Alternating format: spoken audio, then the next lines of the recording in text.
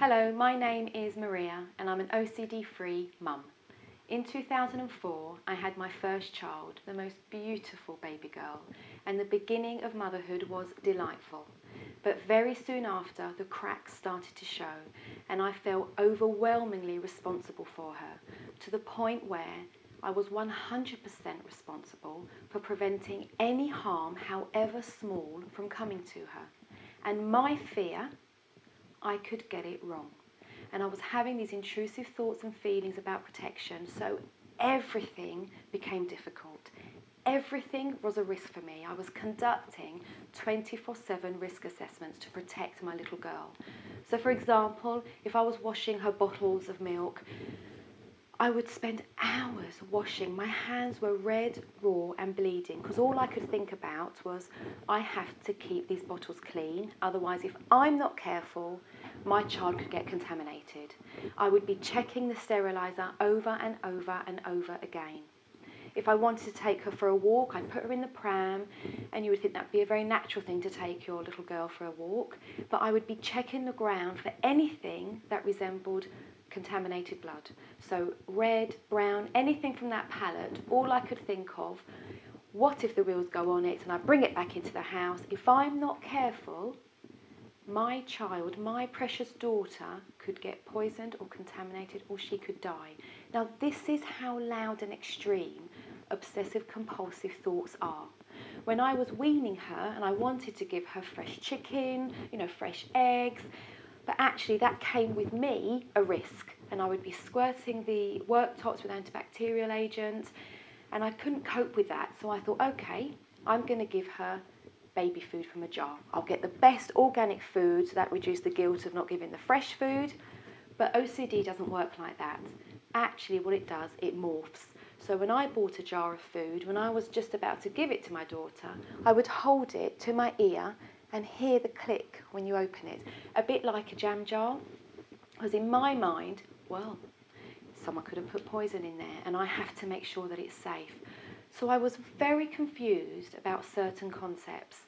I couldn't understand the difference between could versus would. Now any human can pretty much do anything, but doesn't mean they would. I struggled with the concept of possible versus probable. Now I suppose it's possible that someone from a warehouse got the poison, put it in the jar, and that's the jar I picked up. But I know it's highly improbable, and it's certainly something that I wouldn't worry about now. But at the time, I thought I was protecting my little girl. All I couldn't understand, how could another mother not want to protect her little girl? Well, of course every mum wants to protect their children, but not to the extent that the mother was going to become poorly. Now, I was very lucky. I was able eventually to access CBT, cognitive behaviour therapy, and that helped me to identify my cognitions and look at the behaviour that was making my disorder worse. And it was the most difficult, emotional and challenging thing I've done in my life. And however many adjectives I give you, it's not going to describe what it's like to face your varying fears every hour of every day. It's a bit like seeing children playing football at the top of the edge of a very high cliff. Now, what was really helpful in my recovery is I have a very strong network of family and friends, and my husband in particular went to every OCD conference that I went to, read every single OCD book, and this meant he understood the disorder. He knew what to say, he knew what not to say. So for example, if I was spraying the worktops after I'd prepared some fresh chicken, I might call out, "Tom, I've done it about 4 or 5 times now, do you think that's okay?" He would know not to answer, because to reassure would feed the disorder.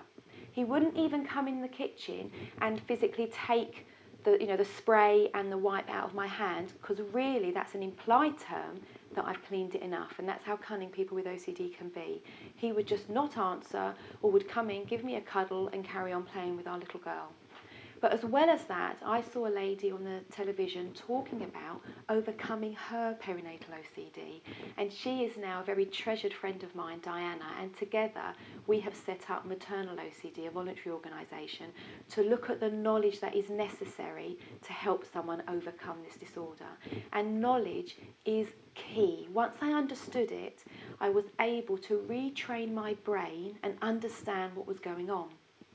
Now, I did that with the help of an incredible maternal OCD CBT therapist, and there's lots of letters in there. So what I mean by that is she understood obsessive compulsive disorder.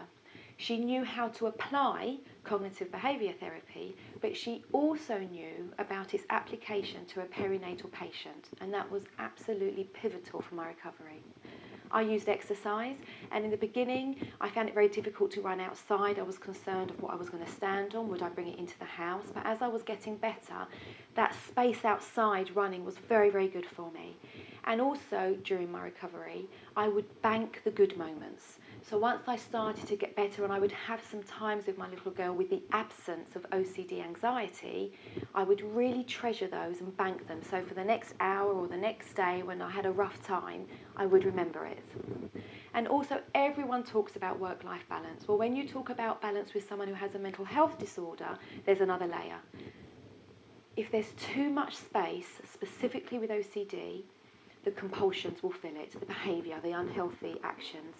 If there's not enough space, you're going to get overwhelmed, and actually you're going to get anxious, and the compulsions are going to come in again.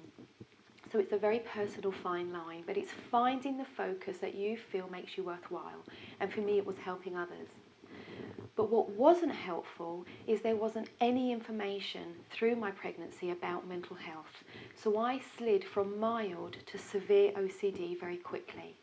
And in fact, I was misdiagnosed by my GP of having postnatal depression, and I was offered antidepressants. Now, absolutely medication has its place. But when it comes to a woman who is pregnant and who may be nursing, it does need a specialist review. Now, I was also recommended and offered and given the wrong type of treatment for OCD. Now, NICE recommends CBT, and for me, that was exactly what I needed. But the lack of knowledge in the medical profession meant there was a lack of questioning, and they weren't able to find out what my day was looking like. Now, what would have been helpful for people to do would be to tell me about the impact that pregnancy would have on me physically as well as mentally. If only there was information that I could read about it, but it wasn't available. And I remember the moment when my husband and I realised, do you know, there's something really the matter. I was in the downstairs cloakroom washing my hands, and you've got to imagine this woman, I'm broken. My hands are red raw, they're bleeding. It's the hot tap that's running and it's scalding water on my hands. And all I can think of, I have to get my hands clean because I'm going to give my daughter her food, and actually they need to be clean, otherwise if I'm careless, something could happen. And my husband opened the door and said, Maria, what are you doing?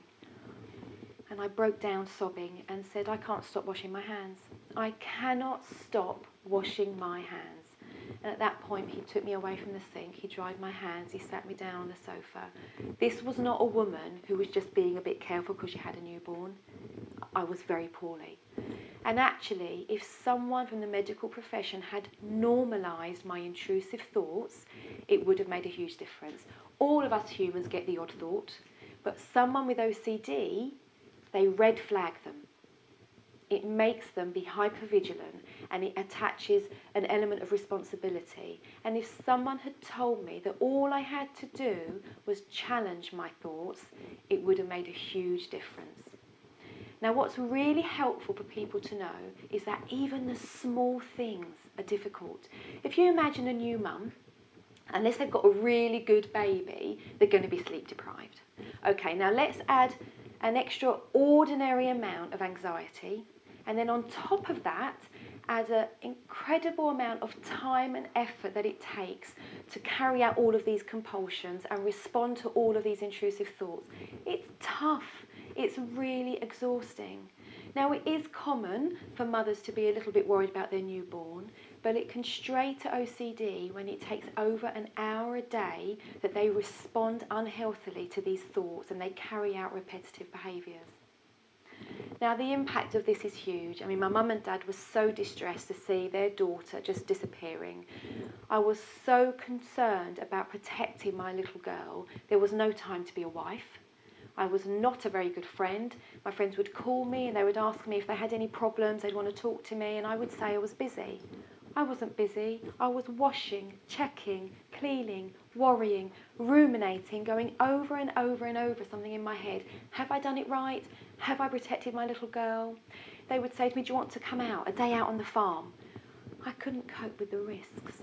For me, I wasn't sleeping, I wasn't eating, I was functioning, but I was absent emotionally. So of course the impact on my child, there was no enjoyment, there was no experience, there wasn't embracing. And I'm really sad to say that at my most poorly, I couldn't even hug my little girl because I was concerned I was going to contaminate her. And so OCD stole time away from me. I was so hypervigilant, saying to her, just a minute, I'll be there in a minute, because I was so worried about protection, and obviously it was having the opposite effect. I mean, I'm very lucky. I'm well. I've now, since my little girl had a little boy, he's now 4. He plays in the mud, he's digging for pirate treasure, he's bringing worms into the kitchen. Together, my daughter, my son and I will be making fresh burgers, we bake cakes. As a family, the 4 of us will go for a walk in the woods. And I don't even hear the snap of twigs anymore. When I was poorly, I would hear a snap of a twig and think, oh, that's a contaminated needle. If I'm not careful, I might die and my children won't have a mum. I was being very, very careless. Well, I don't hear it. And if I did now, it would be the sounds of nature. I now have what I dreamt of, a family life. And that's why Diana and I have set up Maternal OCD.